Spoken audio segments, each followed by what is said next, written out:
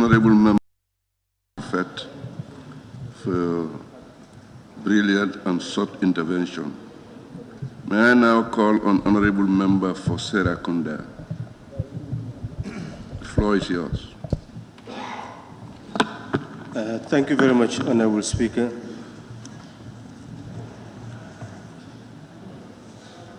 We are being heard in the world.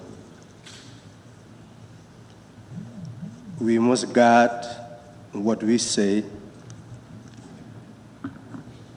and law, facts, and conscience must constitute the guards.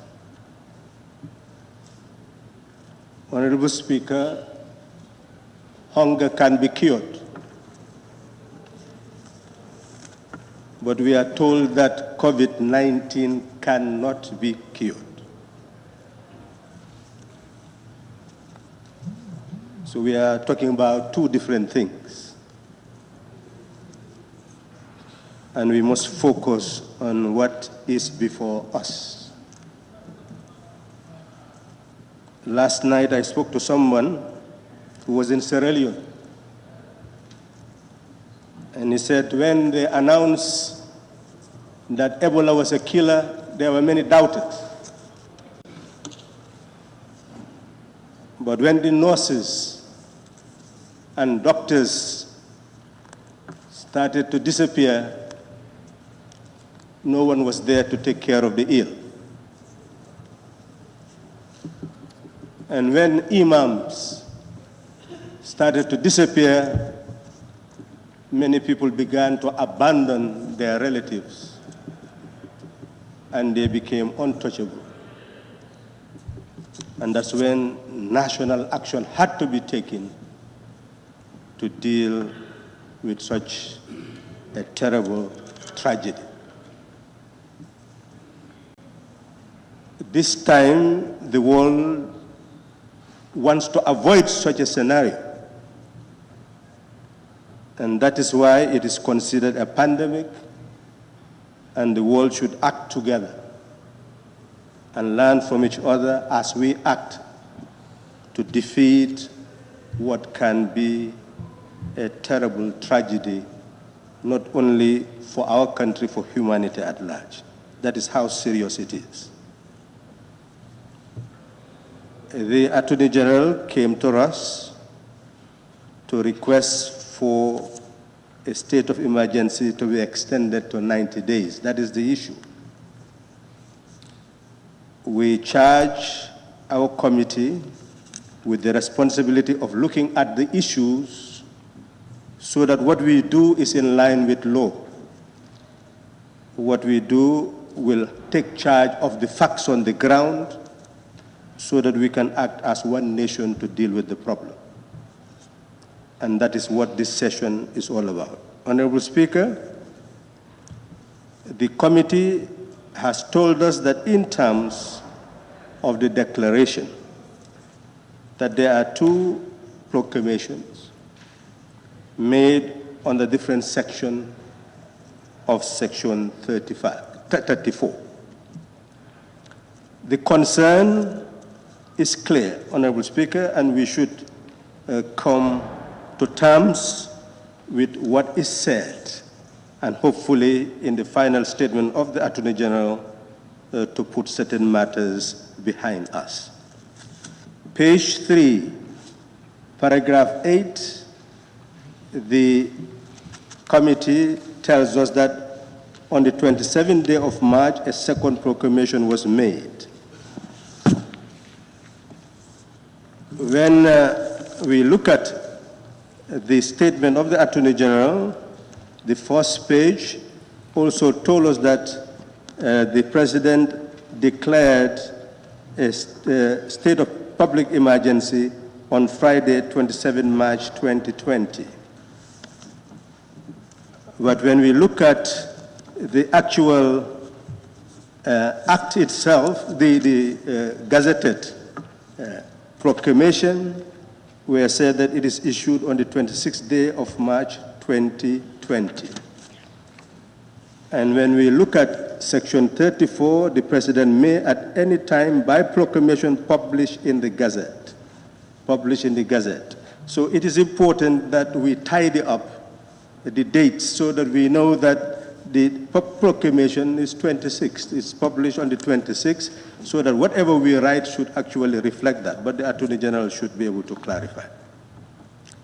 Honorable Speaker, the point that is of importance to me that the Attorney General needs to stress on and clarify once and for all is that Section 34(1), A and B, of course, one is talking about a state of public emergency. The other is that the state of public emergency may come into existence. So he's talking about what may be and what is. And of course, the two provisions are different.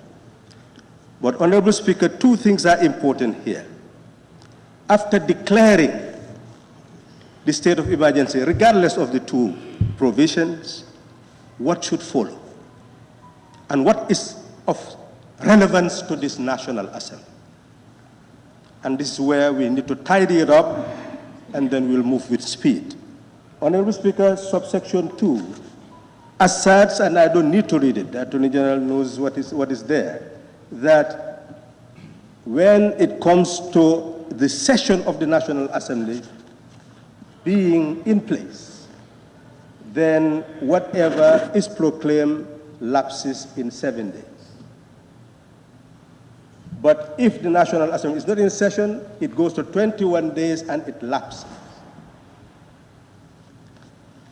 Every proclamation is followed by something that is relying on the Emergency Act to be able to come up with regulations. And this is where the Honorable Attorney General needs to become very clear to us so that we agree on points. Looking at what is gazetted, the proclamation, we are told that the President, going further, now therefore I, Adam Barrow, President of the Republic of the Gambia, on and on, goes further to say, hereby order the taking of the following additional measures. This is the President moving away from proclamation of a state of emergency to actually tell us the measures that he has taken. And these measures goes further to indicate all non-food outlets in all markets and enclosed shops, enclosed shopping areas shall immediately be closed. And people were hearing this. And it means, well, this is now the regulation. And, Honorable Speaker, I don't want to waste because we are dealing with an emergency, but read all the terms. It goes even further at the end to say, the number of people attending social gatherings such as weddings, naming ceremonies, and funerals shall be restricted to a maximum of 10 people. But then when you go to the closing and restriction of non-essential public places, it talks about 5 people being. So I think, Honorable Speaker, we need not go into the details. But what I'm emphasizing here is the fact that the starting point is to make a proclamation of a state of emergency. And to me, the President should not make any pronouncement regarding the measures. That the measures come by relying on the Act, which actually indicates what should be done. And the Act goes further to indicate what should be done. That when an emergency proclamation is in force, the President may, subject to the Constitution, make such regulations. We are talking about subsidiary legislation. He can make regulations. And those regulations must also be published in the Gazette. We are given this, that these are the regulations. We have a date. Our committee has looked into them, the 4 regulations, but essentially it mentions, but the date that is here is 31st March for the date of the regulations. That's when they were published. Honorable Speaker, the issue of 18 March came into being because of the fundamental question that mere proclamation is not enough. It should be followed by regulation to be able to enforce. What were the regulations made under the 18 March proclamation? And what was being enforced? By who? That's why the matter was referred to the committee to review whether anything was being enforced. And if nothing was being enforced, then it was just a mere proclamation without enforcement provisions. And this one, we are being told that yes, a proclamation is made, but now these are the provisions that are required to regulate.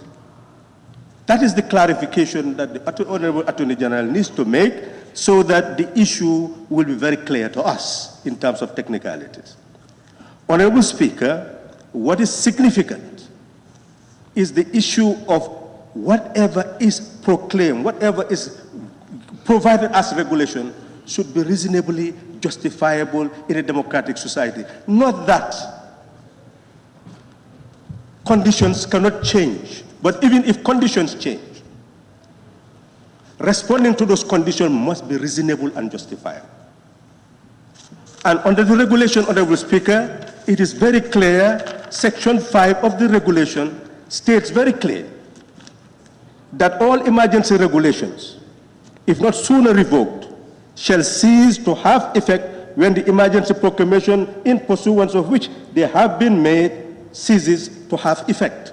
So if 18th March up to the end and it lapses, whatever is done in terms of regulation, once it lapses, becomes null and void. That's what is being said here.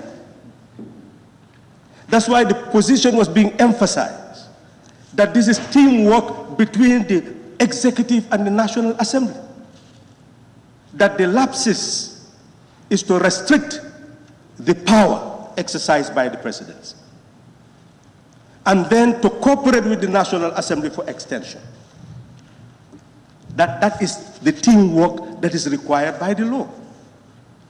And going further, Honorable Speaker, it says, emergency regulation shall not have effect during a period when an emergency proclamation is enforced by virtue of not having been approved by a resolution of the National Assembly under Section 34 of the Constitution, or extended by a resolution of the National Assembly under Section 34 of the Constitution.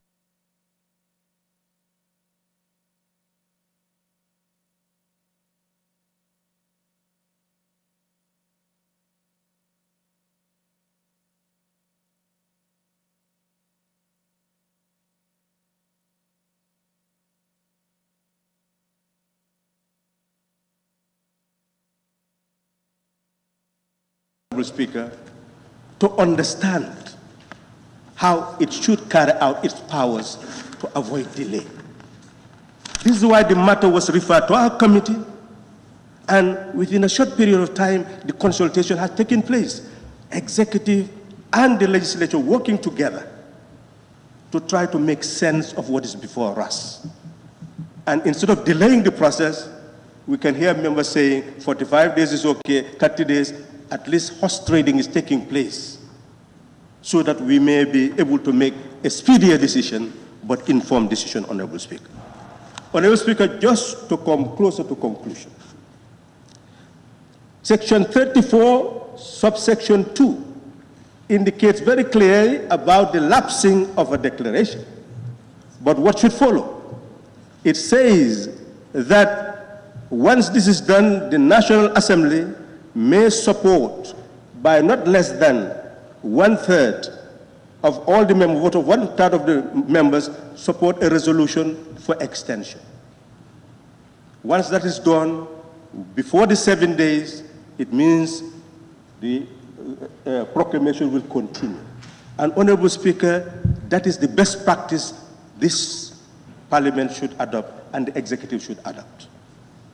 that in case of any other declaration of public emergency, before it lapses within 7 days, the matter is brought before us so that we can continue, so that we continue to monitor the regulations and see whether they are reasonable and justifiable in a democratic society. Honorable Speaker, it goes further and further to show that we can have more and more resolution to extend. The executive is given power to revoke under subsection 3 a declaration it made. So nobody can tie the hands of the executive. It can make a declaration, but it can also revoke it.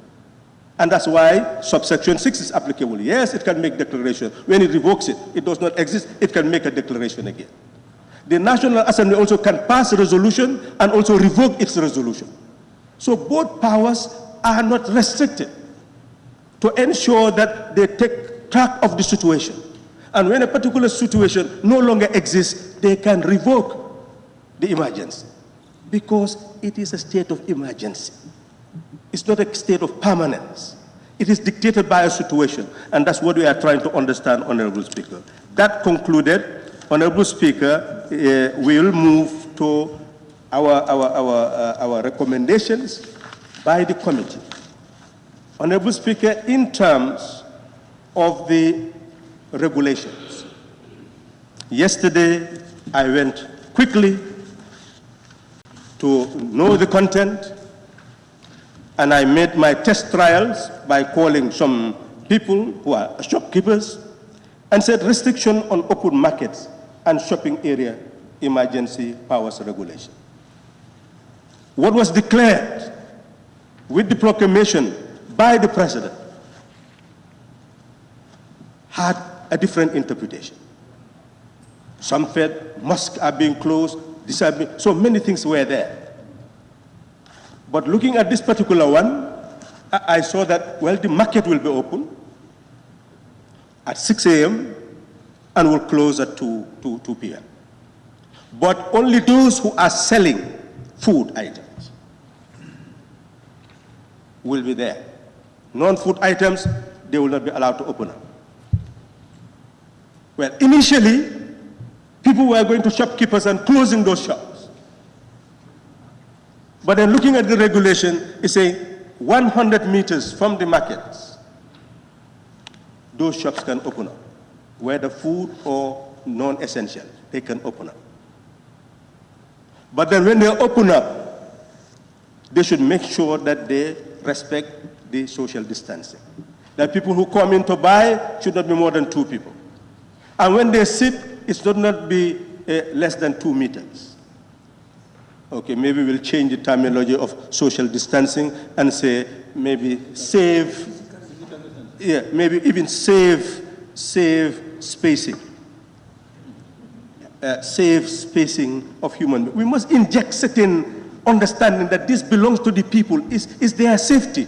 I tested it with people and told them what they want is meet a safe distance, because they are saying that this virus, when the person coughs, it cannot move that distance. It will fall. So it will not get to your nostrils. So it will not infect you. It's easy to explain that to somebody and the person understand. But is that also a fact? Are we being taught? Because we are not the experts. Is it the 2 meters that is required? Could it be less? That is what the knowledge we need to have in order to make sense of the regulation. And Honorable Speaker, some people in the mosque ask me if people who are selling can keep the 2 meters and still sell for their survival. I, the spiritual leader who believe in my prayers, should I be stopped from opening my mosque and then meet the same distance so that we know that in this mosque, this is the distance that is required, so that only this number of people and where they're paying is the distance they should keep? Why should that be prevented? People are thinking. So you explain what is there, scientifically based on the recommendations of the health officials, but you interpret it in terms of social application in all measures to avoid any form of discrimination, which means that if that is the distance that is required, then in all social engagements, in all theater, that is the distance that should be maintained, and the activity will be able to continue. Therefore, you will have uniformity of interpretation of the regulation as well as its application, and in that regard, no social stress, no confusion will be created, and people like us who are National Assembly members who should go to our constituencies to explain to our people why this pandemic must be addressed will be given the weapon to be able to do that. So, Honorable Speaker, all the regulations should move in that direction. You cannot just come and 5 people, 10 people. What does that mean? So it means that the health officials must guide the formulation of the regulation, because this is an emergency powers dealing with a health threat, not political threat. This has never happened in this country, maybe rarely in any part of the world. This is a new element. And therefore, we need to be given the weapons to be able to handle it, so that we will not create any confusion or misunderstanding in terms of what is being done. Honorable Speaker, it goes into essential commodities. It should be well defined. It should go into public transportation. All the measures that are being taken. If you said this is the space that should be met in the transport, we should be able to explain why. The economic consequences must actually be computed. And what should be done about it from the angle of the state. Is it an angle of tax rebate for those people who own those vehicles at GRA, if they are properly registered by virtue? So what do we do to compensate at the level of the state? That becomes very important to deal with the problem. People are talking about businesses closing down because even the microfinancial institution will say, well, since you cannot sell, why should I give you any credit? But is that what the regulation is saying, that people cannot sell? So it is important then that we go back to basics to understand that the proclamations are made and the minds of the public should not be prejudiced by adding other elements in the thing that deals about regulation, but then the act to rely on to come up with the regulation, and the regulation should actually, we're having the subsidiary legislation committee. Really, it is time that we constituted. We delayed the last time in the composition, but we should waste no time in doing that and consulting with the Attorney General, so that ultimately what we provide in our standing orders will actually put in the interpretation act or wherever they believe that it is better put, so that we implement that, so that even subsidiary regulation will come and we speed up the process, that there will be no delay. It can be a day's matter, whatever, so that we make sure that it carries the spirit of the Parent Act and why those powers were given. If we do that, we will not be running into the problems that we are having. Clearly, Honorable Speaker, I'll conclude by saying that 90 days is not ideal for the state, it's not ideal for the National Assembly, because we don't even know what we are going to do within those 90 days. What we know is a pandemic is confronting us. Social spacing, safe spacing, health spacing is necessary. Cleanliness is necessary. And therefore, how do we reorganize our whole society to ensure that whatever we do, we primarily take into consideration in preventing this illness from spreading, because it cannot be cured. So how the regulations help us to do that is what the Attorney General and those who provide the basis of such subsidiary legislation should assist us to do. And how to educate our population is what the health authorities should do. And how to compute the economic consequences is what is required, because the force must be there, the task force must be there with the competence, multi-sectoral, looking at the economic implication. How many drivers are on the road? Take the transport for a whole day, monitor some of them, register them, get the statistics. How much were they earning? How much are they earning now by virtue of the situation? Look at the losses. It must be a cost-benefit analysis. The experts are there. That is what should be done. And we should make them come and report to us what their findings are.